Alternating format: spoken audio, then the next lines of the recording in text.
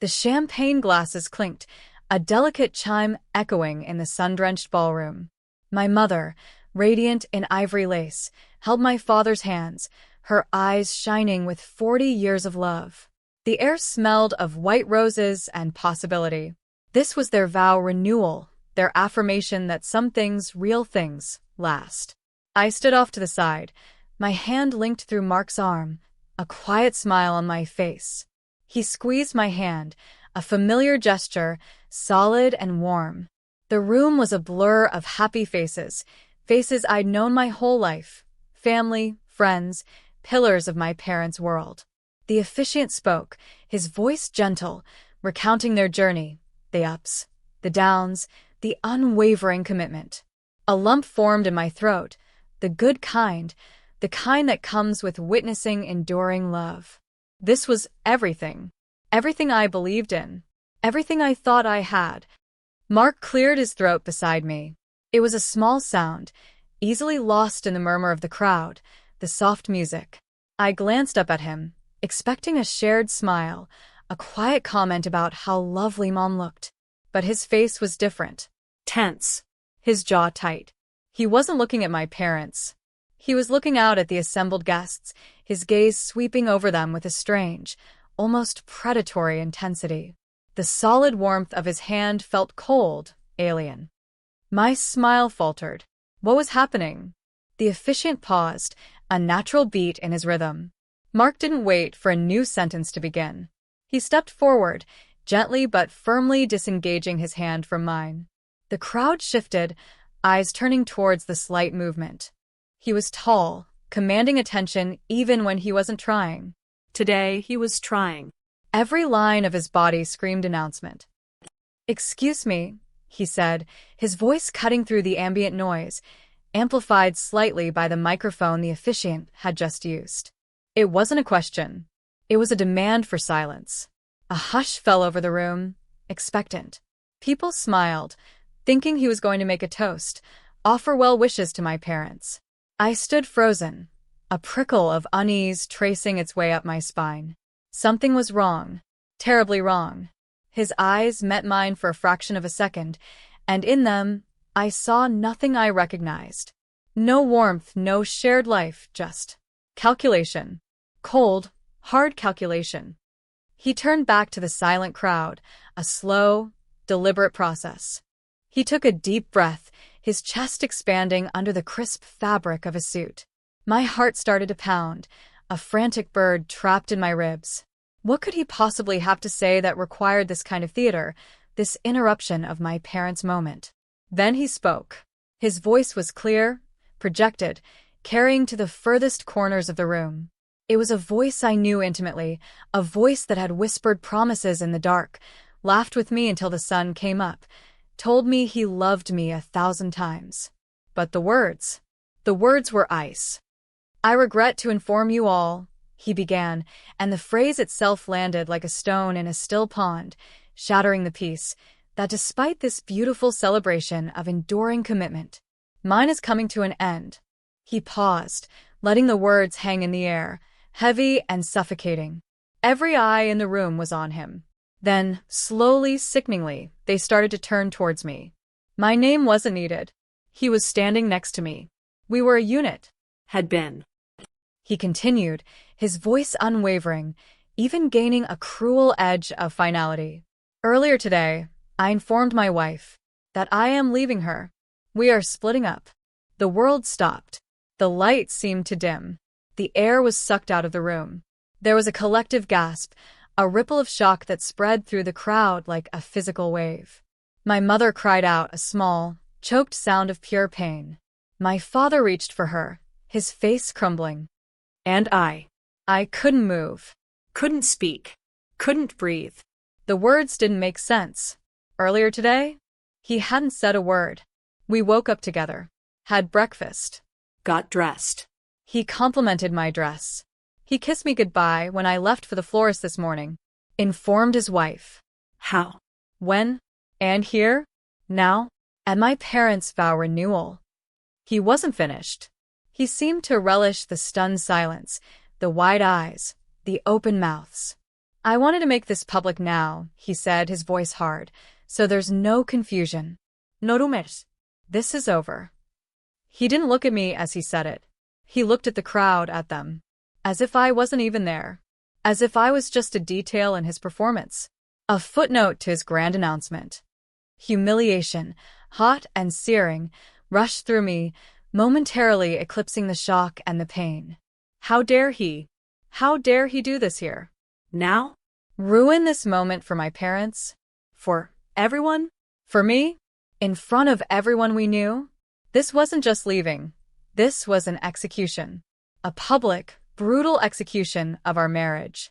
A murmur started to rise, a confused, horrified buzz. People looked from Mark to me, their faces full of pity, disbelief, shock. I could feel their eyes on me, dissecting me, judging me, pitying me. It was unbearable. I wanted to disappear, to vanish into the expensive carpet, the floral arrangements, anything but stand here and be a spectacle. Mark stepped back then, a small, satisfied nod to himself, as if he'd just closed a major business deal. He'd delivered his message. Dropped his bomb. And now he was waiting for the fallout, probably expecting me to collapse, to cry, to beg. Anything that would reinforce his narrative, his control. But something inside me snapped. It wasn't sadness that rose to the surface. Not yet. It was something colder, sharper. Pure un'adulterante drage. How could he be so cruel? So calculating? So utterly devoid of humanity? To use my parents' most precious moment, their celebration of love, as the stage for this act of destruction? It was monstrous. My legs, which had felt like lead, suddenly found strength. My back straightened. My gaze, which had been fixed on the floor, lifted. I looked at him. Really looked at him. The man I had loved, the man I had built a life with, stood there with a smirk playing on his lips, his eyes scanning the room for reactions. He looked triumphant. He thought he'd won. He thought he'd seized control, dictated the terms, left me shattered in front of everyone. He had no idea. Let me know where you're watching from and what time it is. And if you haven't already, please subscribe. It helps me more than you know. The words still hung in the air, echoing in the shocked silence of the ballroom. We are splitting up. My parents, who had been embracing, pulled apart, their faces pale, eyes wide with horror and confusion. My mother made a move towards me, her hand outstretched, but she seemed frozen by the sheer audacity of the moment. I could hear snippets of whispers now, low and urgent. Did you know? What happened? How could he? The pity in those whispers felt like a physical weight. Everyone saw the victim. Everyone saw the cruel, unexpected blow. Mark stood slightly apart from me now, perhaps 2 feet. A chasm. He looked relaxed, almost smug, as if a great burden had been lifted. He'd done it. He'd made the clean break, the public declaration, leaving no room for negotiation, for trying to fix things, for anything other than the path he had chosen. He had taken away my voice, my agency, my right to process this privately, or even to be told first. He'd stolen my shock and made it his spectacle. My mind raced, trying to catch up, trying to process the impossible. Earlier today, he'd said it so casually. Like he'd told me he was picking up milk on the way home. But there had been nothing. No conversación. No argument. Nothing. Just a normal morning, a normal drive here. Had he been planning this the whole time? Sitting next to me, holding my hand, knowing that in minutes he would shatter my world and humiliate me in front of everyone I loved? The depth of that betrayal was a physical blow, like having the wind knocked out of me. It wasn't just the ending of the marriage. It was the revelation that the man I thought I knew, the man I shared my life with, was a stranger. A cold, calculating stranger capable of unimaginable cruelty. My parents were moving towards me now, their faces a mask of concern and anger directed at Mark. Other guests were starting to murmur louder, some glaring at him, some looking at me with profound sympathy. The officiant looked utterly bewildered, holding his Bible like a shield. Mark, sensing the shift in the room's energy, the turning tide of sympathy towards me and condemnation towards him, decided to cement his narrative. He sighed dramatically, running a hand through his hair. "It's been difficult," he said, addressing the crowd again, his voice softer now, trying for a note of weariness, of regret. "A performance of pain. Things haven't been good for a while. We've grown apart. It's a mutual decision, really, despite appearances. Just time to move on." Lies. All lies. My blood boiled. Mutual? He hadn't even told me. Grown apart? We had just been talking about a trip next year. Time to move on? He'd spent the morning pretending everything was fine, lulling me into a false sense of security before dropping this bomb. He was spinning the narrative, trying to make himself look like the weary, reasonable one forced into a difficult public announcement because, presumably, I was too emotional or irrational to handle it privately. He was painting me as the problem, the one who would have made a fuss, dragged things out. He leaned in slightly towards me, lowering his voice just enough so only the people closest could hear, a performance of intimacy and private sorrow for the benefit of the front rows. "I'm sorry it had to be like this," he murmured, but his eyes, when they flicked to mine, were hard. There was no apology in them. There was only the glint of victory. He had won. He had orchestrated the perfect public exit, positioned himself as the decisive one, and left me reeling. He probably thought I had no recourse, no defense. He didn't know I had a secret weapon. A big one. My parents reached me, their arms wrapping around me. My mother was weeping softly. My father's face was thunderous as he glared at Mark. "How dare you, Mark?" my father said, his voice low and dangerous. "On our day? In our home." Mark held up his hands, a gesture of surrender that didn't fool me for a second. "Dad, I'm sorry." But it had to be said. Better out in the open. Better for who, Mark? I finally found my voice. It was shaky at first, but it grew stronger with each word. "Better for you? To humiliate me? To ruin this day?" He turned to me, his expression shifting slightly, a flicker of annoyance crossing his face. He probably expected me to be sobbing, incoherent. My composure, however fragile, seemed to irritate him. "This isn't the place, Emily," he said, his voice tight with warning. "No," I agreed, stepping away from my parents' embrace, straightening my shoulders. "It wasn't the place to announce it, Mark. But since you chose the stage, let's finish the performance, shall we?" His eyes narrowed slightly. The smirk was gone, replaced by caution. He couldn't read me. Good. He thought he knew all my tells, all my weaknesses. He didn't know this one. "I don't know what you're talking about," he said, but there was a defensive edge to his voice now. "Oh, I think you do," I said softly, my voice carrying surprisingly well in the hushed room. I looked out at the crowd, at the faces filled with concern. I took a deep breath. This was it. The moment of truth. His moment of triumph, my moment of deepest pain, was about to become something else entirely. "Mark announced our split," I said, addressing the guests directly, my voice steady now, clear. "Here. Today." In front of everyone, a wave of murmurs swept through the room again. "What he failed to mention," I continued, and I saw Mark stiffen, his eyes fixed on me with sudden, dawning apprehension, "is that this isn't as simple as him just walking away." His face was losing its color. He knew, or he was starting to suspect, but he couldn't possibly know the extent of it. "When Mark and I married," I said, choosing my words carefully, ensuring they were heard, understood, "my family, specifically my parents, took steps to protect their legacy, their business, and my future inheritance. Steps that Mark was made aware of." He shook his head, a quick, sharp movement. "That's not true," he said, his voice a little too loud, a little too panicked. "There was no prenup.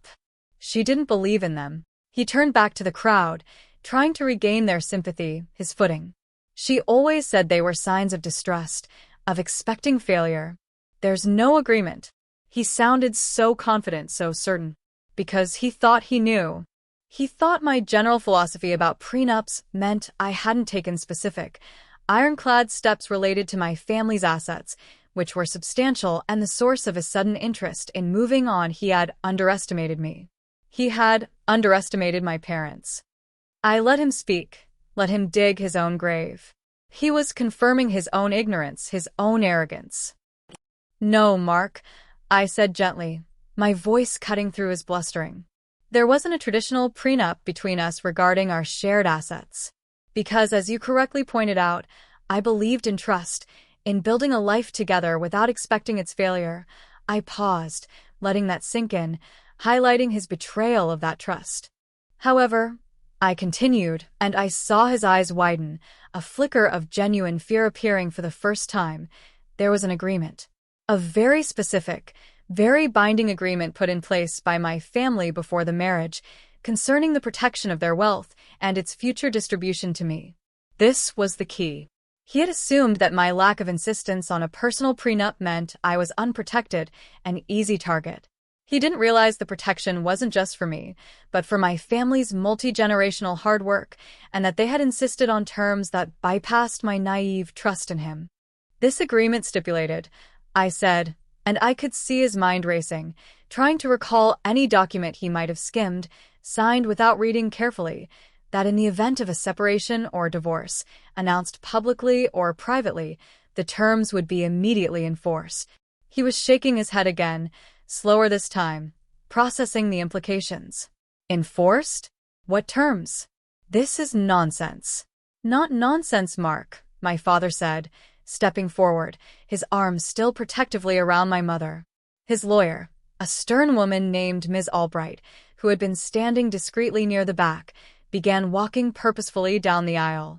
The buzz in the room intensified, shifting from shock to intense curiosity, tinged with apprehension. "The terms," I explained, my voice gaining a cold, detached quality as I recited the facts, "are quite simple. As of the moment you publicly announced our separation," I emphasized the word publicly, watching his face fall, "the agreement is triggered." Ms. Albright reached us, a briefcase in hand. She gave me a brief, reassuring nod before turning her steely gaze on Mark. "Mr. Jenkins," she said, her voice crisp and devoid of emotion, "I am here on behalf of the Miller family and my client, Emily Miller Jenkins." She didn't offer him her hand. "Per the terms of the agreement you signed prior to your marriage in accordance with the Miller family trust conditions, your public declaration of separation at precisely 3:17 p.m. Eastern Standard Time this afternoon triggers the immediate execution clause." Mark stared at her, then at me, then at the briefcase. His face was a mask of disbelief. "Signed? I didn't sign anything like that. This is a lie." Ms. Albright opened the briefcase, extracting a thick file. "You signed it on the 14th of April, 3 years ago, in my office. Your signature was witnessed. The document is titled, 'Protective Agreement Concerning the Miller Family Trust and Marital Dissolution.'" She pulled out a document, flipped to a page, and held it up, pointing to a signature block. "Is this not your signature, Mr. Jenkins?" Mark stumbled back a step, his eyes wide, fixed on the page. He squinted, leaned closer. His face went from pale to ashen. He recognized it. Of course he did. He just hadn't bothered to read the details, too focused on the potential future gain from marrying into wealth, assuming his charm and my supposed aversion to legal documents meant he could navigate around anything difficult later. He thought he was marrying a rich girl. He hadn't factored in the vigilant family and the lawyer who drafted agreements designed to withstand exactly this kind of predatory behavior. This is impossible," he whispered, the arrogance completely gone, replaced by pure, unadulterated shock and dawning horror. "The terms, Mr. Jenkins," Ms. Albright continued, her voice relentless, "are explicit. Upon the trigger event, your public announcement of separation, the marriage is immediately nullified for the purposes of the Miller Family Trust and any associated assets. Furthermore, any financial contributions or benefits you have received directly or indirectly from the Miller family or trust during the marriage are considered conditional gifts, contingent on the good faith continuation of the marriage, and are subject to full and immediate repayment." There was a collective intake of breath from the crowd. "Repayment?"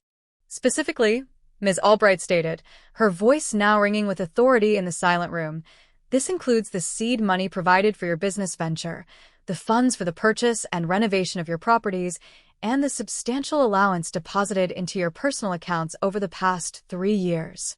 The total sum due for immediate repayment is calculated at. She paused, checking a figure on a document. $127 million. The number landed like a second bomb, even bigger than the first. $127 million. Mark had used family money, my parents' money, for everything.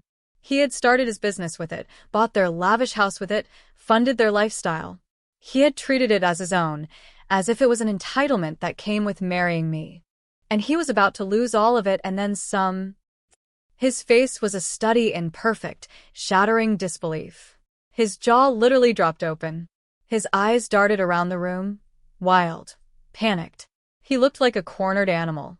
He had announced the split, expecting to walk away with whatever he could negotiate, maybe even hoping to challenge a non-existent prenup and claim half of our lifestyle assets, which were actually my family's funding. He thought he was free and potentially rich. Instead, he was instantly, utterly bankrupt, owing a fortune he didn't have. Repayment is due within 72 hours, Ms. Albright finished, closing her briefcase with a sharp click that echoed loudly in the stillness.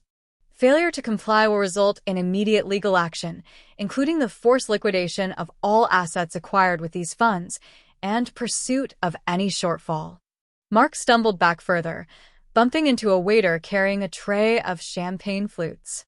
The flutes tumbled, shattering on the marble floor, a cascade of breaking glass that perfectly mirrored the shattering of Mark's world. The sound seemed deafening. He stared at the broken glass, then at me, his eyes no longer containing triumph or calculation, but pure, unadulterated terror. He had walked in here today, the villain of my story, planning to take everything and leave me with nothing but shame. He had just discovered he was the fool who had taken everything, only to find it was borrowed, and the lender was calling in the debt the very second he tried to run. The crowd was no longer whispering. They were buzzing, a confused, astonished, horrified sound. They had witnessed the public disintegration of a marriage, followed immediately by the public, devastating financial ruin of the instigator. It was a spectacle of epic, almost theatrical, proportions. I stood there, watching him, feeling surprisingly little. The pain of his betrayal was still a dull ache, but the shock, the humiliation, the fear he had tried to inflict on me had dissipated, replaced by a cold, quiet sense of vindication. He had tried to weaponize my life, my family, my parents' special day against me. He had chosen the battlefield. And he had just lost spectacularly. He opened his mouth, but no sound came out. He looked from Ms. Albright to my father, then back to me.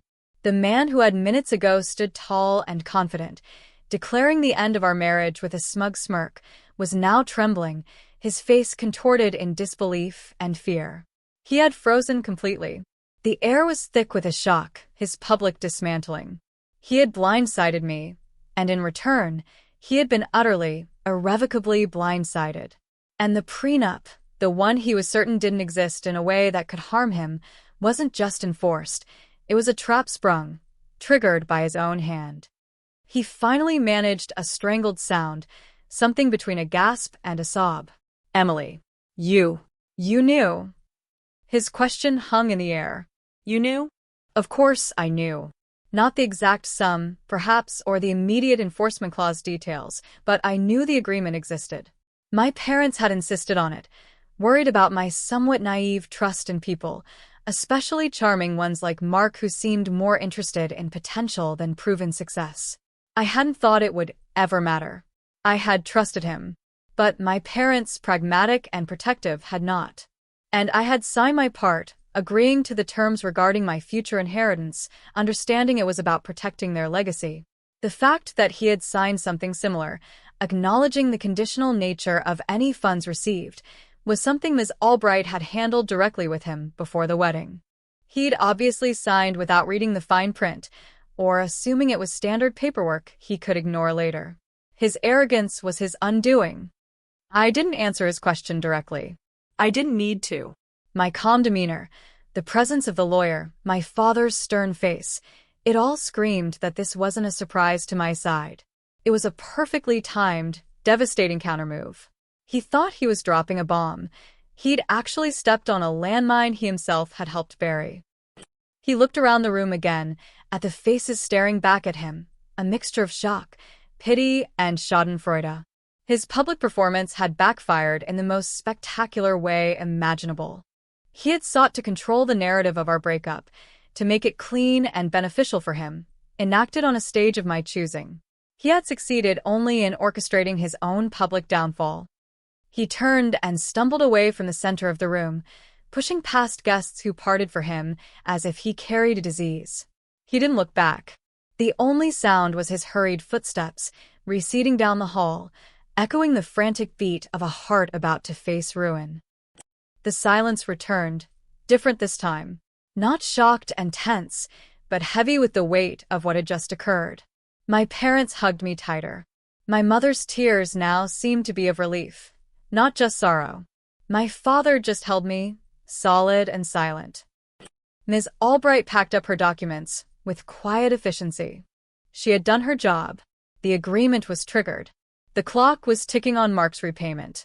The room began to stir again, a different kind of buzz. People came forward, cautiously at first, then with more conviction. Not with pity, but with support. With quiet words of admiration for my strength, for my family's foresight. The air didn't smell of betrayal anymore. It smelled of survival. And something else. Justice. Swift, cold, and delivered by his own hand. My parents' vow renewal, so brutally interrupted, felt paused, not ruined. We had faced a storm, a sudden, violent squall, but the foundation had held. The storm hadn't come from outside.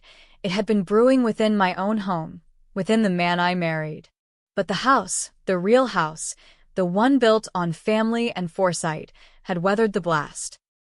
The aftermath was strange, a mixture of relief, sadness, and a profound sense of disconnection. The man I had loved, the man I had shared my life with, was gone. Not just physically gone from the room, but gone from my life, erased by his own actions and the quiet force of a signed document. The pain of the marriage ending was still there, a dull ache deep in my chest, a phantom limb where my future with him used to be. But it was no longer compounded by the fear of financial instability or the messiness of a protracted, ugly divorce fight Mark clearly thought he was initiating. That, at least, had been cut short. Decisively. Guests lingered, unsure whether to stay or go.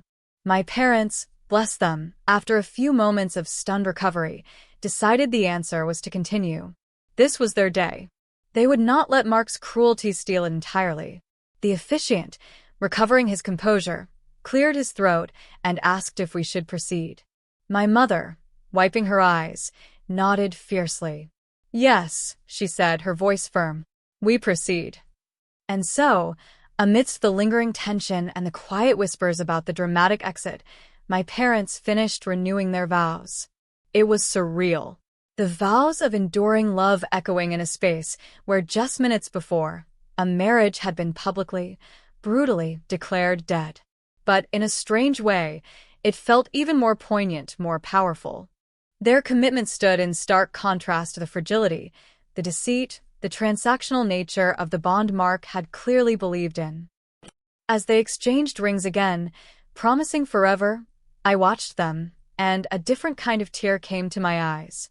Not tears of sorrow for what I had lost, but tears of gratitude for what I still had, a family that loved me, that had protected me even when I was too trusting to protect myself, and a future that, while uncertain, was at least free from the poison Mark had brought into my life. Later, as the reception continued, albeit with a subdued air and the occasional stunned silence, I found myself accepting hugs and quiet words from friends and family. They were kind, supportive. No one asked intrusive questions, not really. They had witnessed the whole thing. The story was clear. Mark was the villain. My family was the quiet strength. And I was the one who had been blindsided, yes, but also the one who had, unknowingly, had an unbreakable shield in place. Ms. Albright stayed for a short while, speaking quietly with my father. I didn't need to hear the details. I knew what came next. The legal process would be swift, clinical. Mark had triggered the clause. The money had to be repaid. His assets would be seized. His business, built on my family's funds, would likely collapse. He wouldn't just walk away from our marriage. He would be running, chased by debt and the consequences of his own greed and arrogance. The dry humor finally surfaced, a dark, bitter chuckle that rose in my throat. He thought he was so smart, so strategic, announcing the split publicly to avoid messy private negotiations. He'd essentially served the papers himself, triggered the foreclosure notice, and set himself on fire, all in one dramatic, idiotic move. He wanted a public breakup? He got one. He wanted to shock me? He did. He just didn't realize the shock would bounce back and hit him 10 times harder. As the day wound down, the raw edges of the incident began to soften slightly, replaced by exhaustion and a strange kind of peace. The public humiliation had been awful, searing, but it had been brief. And its immediate, devastating consequence for Mark had neutered much of its sting. He couldn't spin the story now. He couldn't play the victim. Everyone had seen his cruelty, and everyone had seen his downfall. I looked at my parents, dancing slowly to a quiet song, their faces etched with the love and history that had survived every challenge. They had built something real, something resilient. Mark and I had built something on sand, or worse, on borrowed foundations he intended to steal. My family's foresight, their quiet protection, had saved me from a far greater disaster than a public announcement.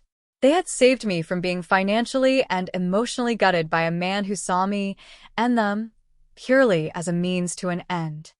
Walking away from the vow renewal felt different than arriving. I had arrived as a wife, part of a couple, secure in what I thought was my life. I was leaving single, my heart bruised, but with my head held high. The path ahead wasn't clear, wasn't the one I had planned, but it was mine. And I was standing on solid ground, ground protected by the love and wisdom of the people who truly had my back. The bitterness lingered, yes. The image of Mark's face, smug one moment, terrified the next, would stay with me. The betrayal cut deep. But it wasn't a wound that would fester indefinitely. It felt cauterized by the cold, hard steel of that agreement, triggered by his own arrogant hand. He had tried to destroy me publicly, and instead, he had annihilated himself. The irony was almost poetic. He sought freedom and riches through deceit, and found himself enslaved by debt, exposed as a fraud, with nothing but the public memory of his spectacular collapse. My parents' vow renewal wasn't just a celebration of their enduring love. It became, unexpectedly, the setting for my own liberation. Painful, shocking, but ultimately liberating. If this story hit close to home, I'd love to hear your version. Drop a comment with where you're listening from and what time it is. Thanks for being here. Subscribing helps bring more of these to life.